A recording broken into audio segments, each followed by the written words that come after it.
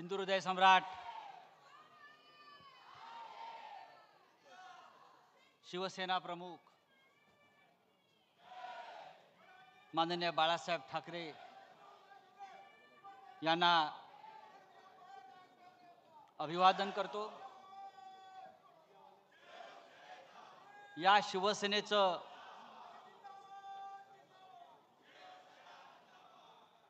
रोपटं नव्हे त्यांनी झाडच लावलं होतं आणि त्या शिवसेनेला 59 वर्ष आज होत आहेत। देशाच्या राजकारणातला हा एक चमत्कार आहे। सन्माननीय शिवसेना पक्षप्रमुख उद्धवजी ठाकरे, युवासेना प्रमुख आदित्यजी ठाकरे, व्यासपीठावरील सर्व शिवसेनेचे मान्यवर नेते आणि या सभागृहात उपस्थित असलेले महाराष्ट्राच्या कानाकोपऱ्यातून आलेले सर्व शिवसेनेचे जिल्हा प्रमुख, संपर्क प्रमुख, तालुका प्रमुख, शाखा प्रमुख, आज कोणताही मनोरंजनाचा कार्यक्रम नाही, फक्त विचार देण्याचा कार्यक्रम आहे। मनोरंजनाचा कार्यक्रम ठेवण्याचं फार कारण दिसत नाही, कारण आपलं मनोरंजन करण्याची जबाबदारी या सरकारने घेतलेली आहे। रोज काहीतरी एक वेगळा कार्यक्रम, ज्याला आपण शो म्हणतो, आज हॉरर शो झाला। आज पाहिलं तर एकदम हॉरर शो, थरारक सिनेमा। कोणीतरी एक मंत्री एका अघोरी बाबासह बसलेला आहे, उघडा बंब टॉवेलवर, त्या अघोरी बाबाच्या हातात कवटी आहे आणि बहुतेक त्याच्या खुर्चीखाली रेड्याचं शिंग असावं असं मला वाटलं। आणि बराच वेळ ती अघोरी विद्येचा कार्यक्रम सुरू होता। मला वाटलं एकेकाळी आमच्या कॉलेज जीवनामध्ये एक रामसे ब्रदर्स होते, रामसे ब्रदर्स, ते असे हॉरर सिनेमे काढायचे आणि आम्हाला भीतीच वाटत नव्हती। तर सकाळी हॉरर सिनेमा पाहिला। या हॉरर सिनेमाचे कलाकार, निर्माते, दिग्दर्शक, त्यांचा सुद्धा आज एक कार्यक्रम कुठेतरी सुरू आहे, हॉरर कार्यक्रम डोममध्ये। या महाराष्ट्रामध्ये इतके आता कार्यक्रम होत आहेत मनोरंजनाचे, तर उद्धव साहेबांनी ठरवलं की आपल्याला अशा कार्यक्रमाची गरज नाही, आपण थेट विचार देऊया। 59 वर्षाच्या शिवसेनेला सातत्यानं जर कोणता कार्यक्रम बाळासाहेबांनी दिला असेल तर तो या राज्याला आणि देशाला विचार देण्याचा।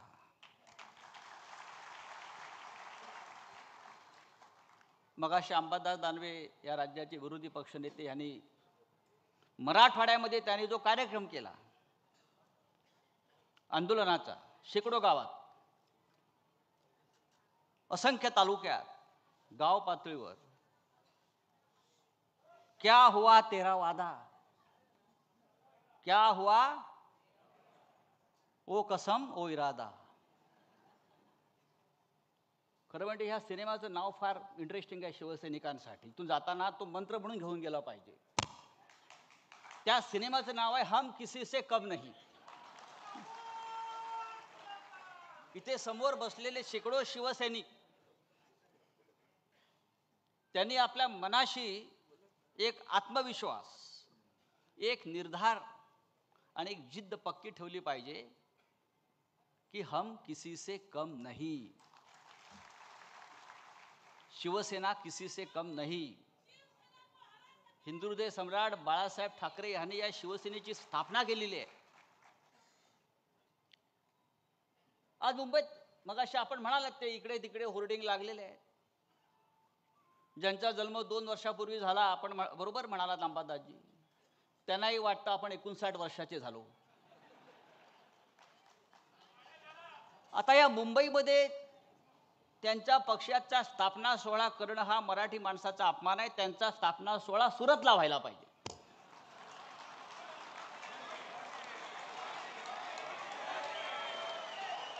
मुंबईत शिवसेनेची स्थापना झाली शिवतीर्थावर बाळासाहेब ठाकरेंनी, उद्धवसाहेब ठाकरेंनी.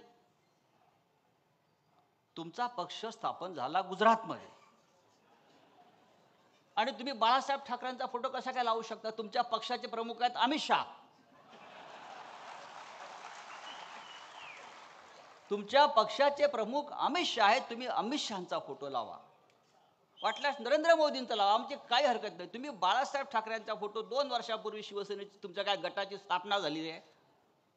तुमचा या पुढला कार्यक्रम मी त्यांना विनंती करतो किंवा देवेंद्रजींना विनंती करतो, तुम्ही भारतीय जनता पक्षाने त्यांचा पुढल्या कार्यक्रमाची स्पॉन्सरशिप करावी.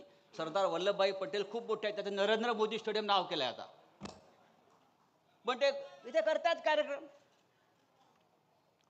पण या सभागृहामध्ये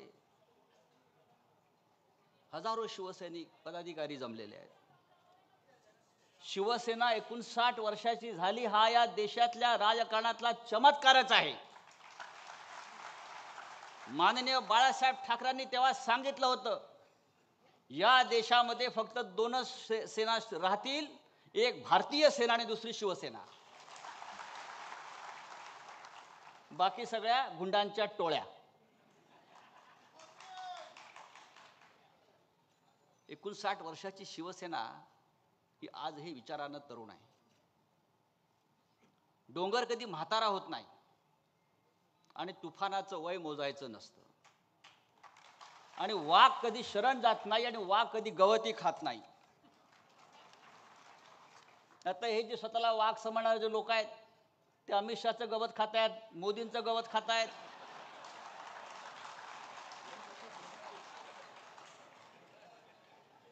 आम्ही असे नाही. मी जेव्हा म्हणतो की शिवसेना या देशाच्या राजकारणातला सगळ्यात जुना पक्ष आहे, सगळ्यात जुना पक्ष कोणता असेल अनुभवी, तर हा रावते साहेब आपला बाळासाहेब ठाकरेंनी स्थापन केलेली शिवसेना. जेव्हा शिवसेना या महाराष्ट्रात गर्जना करत होती, लढाया लढत होती, संघर्ष करत होती मराठी माणसासाठी आणि हिंदुत्वासाठी, तेव्हा आजचे सगळे पक्ष हे पाळण्यामध्ये होते. भारतीय जनता पक्षाचा जन्म 1980 साली झालाय. राष्ट्रीय काँग्रेस ज्याला इंदिरा काँग्रेस जी होती, त्या काँग्रेसचा जन्म 1976 साली झाला. पवार साहेबांचा राष्ट्रवादी काँग्रेस 1999 साली जन्माला आली. बाकी सर्व पक्ष या देशातले हे शिवसेनेच्या स्थापनेनंतर जन्माला आले आणि शिवसेना हा एकमेव पक्ष आज आहे असा की त्या पक्षानं आज 59 उन्हाळे, पावसाळे, वादळ, तुफान अंगावर झेललेले आहेत आणि त्यातून आम्ही अत्यंत खंबीरपणे उभे आहोत. आमच्या जीवनातला संघर्ष कधी संपला नाही. संघर्ष आमचा ऑक्सिजन आहे, संघर्ष आमचा प्राणवायू आहे. याचं कारण असं आहे, हा पक्ष भ्रष्टाचाराच्या आणि ठेकेदारांच्या पैशावर उभा राहिला नाही, तर शिवसैनिकांच्या रक्तावर, घामावर आणि संघर्षावर उभा राहिलेला आहे. गेल्या 4 वर्षात त्या कमी संकट आली, पण असंख्य संकट आली. गेल्या 59 वर्षात, 60 वर्षामध्ये शिवसेना प्रमुखांच्या डोळ्यासमोर त्याने घडवलेली माणसं सोडून गेली. माननीय उद्धव साहेबांनी ज्याला मोठी मोठी पदं दिली ते सोडून गेले. माननीय बाळासाहेब असतील, माननीय उद्धवजी असतील, मी नेहमी सांगतो, आपण माकडांची माणसं केली. ठाकरेंनी माणसांची माकडं केली. त्या माणसांना माकडांची माणसं केली. त्या माणसांना सरदार सुद्धा आपणच बनवलं आणि त्या सरदाराने आमच्या पाठीमध्ये घाव घातलेले आहे. हे आम्ही सातत्याने पाहतो. आणि इतक्या हल्ल्यानंतर सुद्धा ही शिवसेना कधी झुकली नाही, वाकली नाही, कुणाच्या चरणाशी बसली नाही. नाहीतर या भूतलावरती असे अनेक नेते 56 इंच छातीवाले, एक ट्रम्पचा फोन येतो आणि सरेंडर होतात. आमच्यावर सुद्धा, माननीय उद्धव साहेबांवर सुद्धा, आमच्या नेत्यांवर सुद्धा असे अनेक फोन, असे अनेक दबाव आमच्याकडे आले, पण आम्ही झुकलो नाही. सरेंडर होने का काम नरेंद्र और देवेंद्र का है, हमारा नहीं. हम लढने वाले लोग हैं. या देशात काय चाललंय? भारतासारख्या महान देशात जो काश्मीर आपला एक महत्वाचा आमचं अंग आहे देशाचं, महाराष्ट्रासह देशातले असंख्य पर्यटक जातात पहलगावमध्ये. तिथे 4 अज्ञात लोक शस्त्र घेऊन येतात, बंदुका घेऊन येतात, धर्म विचारतात आणि धर्म विचारून आमच्या 26 माय भगिनींचं माथ्यावरचं कुंकू पुसतात, सिंदूर उजाड करतात. अख्ख्या देशामध्ये हलकल्लोळ माजतो, हाहाकार माजतो, आक्रोश होतो. पण त्या पहलगावच्या हल्ल्याला 2 महिने होऊन गेले तरी त्या 4 अतिरेक्यांचा शोध हे 56 इंचाचं सरकार घेऊ शकलं नाही. कुठे गेले ते 4 अतिरेकी? कुठे गेले ते 4 दहशतवादी? तुम्ही पाकिस्तानवरती बॉम्ब टाकलात, मिसाईल टाकलं, सगळं केलं, दाखवलं, मग माघार घेतली. पण मुख्य प्रश्न कायम आहे. ते 4 अतिरेकी ज्यांनी आमच्या माय भगिनींचं कुंकू पुसलं, ते जमिनीत गडप झाले, हवेत अदृश्य झाले, आकाशात गेले, पाताळात गेले. गेले कुठे याचा शोध या देशाच्या गृहमंत्र्यांना अजून घेता आला नाही. आणि तुम्ही आम्हाला शौर्याच्या आणि राष्ट्रभक्तीच्या गोष्टी सांगता. कशा करता? उद्धव साहेबांचं मला अभिनंदन करायचं आहे.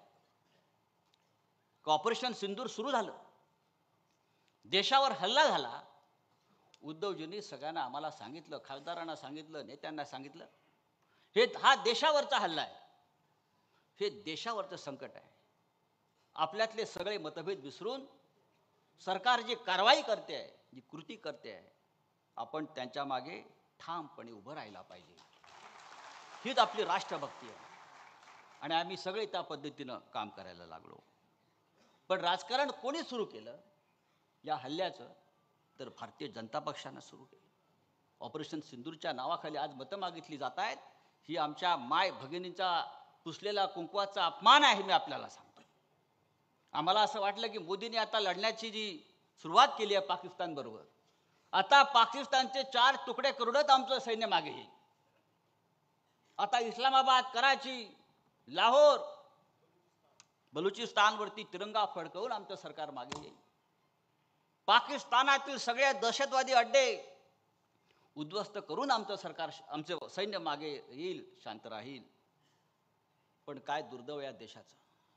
आमचं सैन्य आक्रमण पुढे पुढे जात असताना, हवाई दल हल्ले करत असताना अमेरिकेतून एक फोन येतो प्रेसिडेंट ट्रम्पचा, आणि त्या एका फोन नंतर हा भारत दहशतवादाविरुद्धची लढाई थांबवतो आणि माघार घेतो.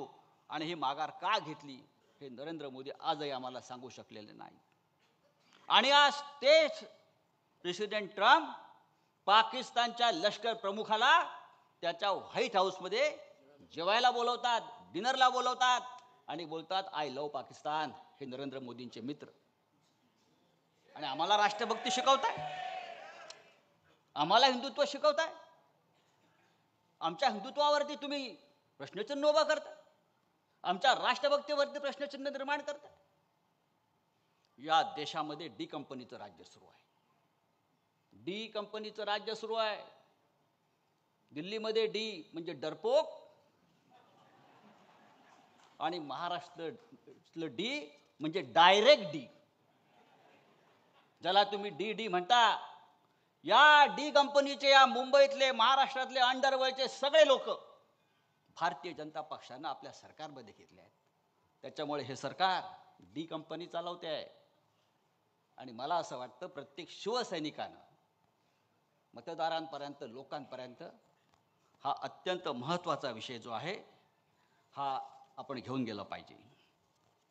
शिवसैनिक कधी खचणारा नाही.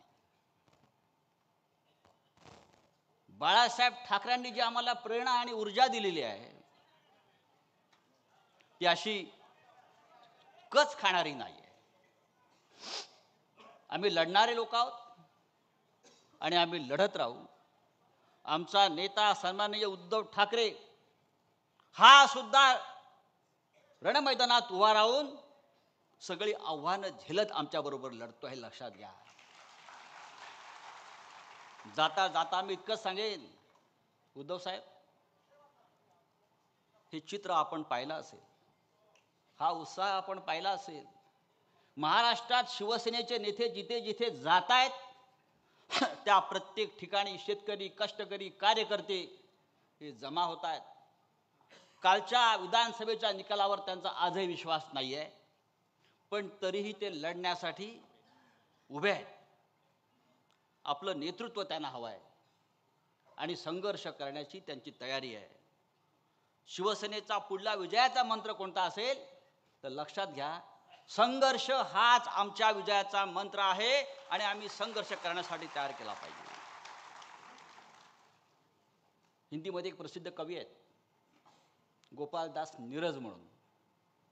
त्यांच्या फक्त 2 ओळी मी ऐकवतो आणि माझा विषय संपवतो. अत्यंत प्रेरणादायी आहे. जेव्हा जेव्हा माझ्यासारख्या माणसाला असं वाटतं की आता सगळं काही संपत आहे, तेव्हा मी त्या नीरजच्या कवितांचं पुस्तक काढतो आणि त्या 2 ओळी वाचतो. नीरज म्हणतात, है बहुत अंधियारा अब सूरज निकलना चाहिए, है बहुत अंधियारा अब सूरज निकलना चाहिए, जिस तरह से भी हो मौसम बदलना चाहिए. रोज जो चेहरे बदलते हैं लिबासों की तरह, रोज जो चेहरे बदलते हैं लिबासों की तरह, अब जनाजा जोरों से उनका निकलना चाहिए. कळलं कोणाचा जनाजा काढायचा? अब भी कुछ लोगों ने बेची नहीं है अपनी आत्मा, अब भी कुछ लोगों ने बेची नहीं अपनी आत्मा, ये पतन का सिलसिला कुछ और चलना चाहिए. फूल बनकर जो जिया वो यहां मसल गया, फूल बनकर जो जिया वो यहां मसल गया, जिस्त को फौलाद के साचे में ढलना चाहिए. छिनता हो जब तुम्हारा हक कोई, छिनता हो जब तुम्हारा हक कोई, उस वक्त तो आंख से आंसू नहीं शोला निकलना चाहिए. ही शिवसैनिकांसाठी प्रेरणा आहे. आपण चिडलं पाहिजे, आपण संतापलो पाहिजे आणि हा अन्यायाविरुद्ध आहे, आमच्यावर झालेल्या अन्यायाविरुद्ध आहे. निवडणूक आयोग ठरवू शकत नाही, अमित शहा ठरवू शकत नाही शिवसेना कोणाची आहे. उद्या आम्ही ठरवू, अमित शहा या देशात राहील की देशाच्या तुरुंगात राहील. जय हिंद, जय महाराष्ट्र.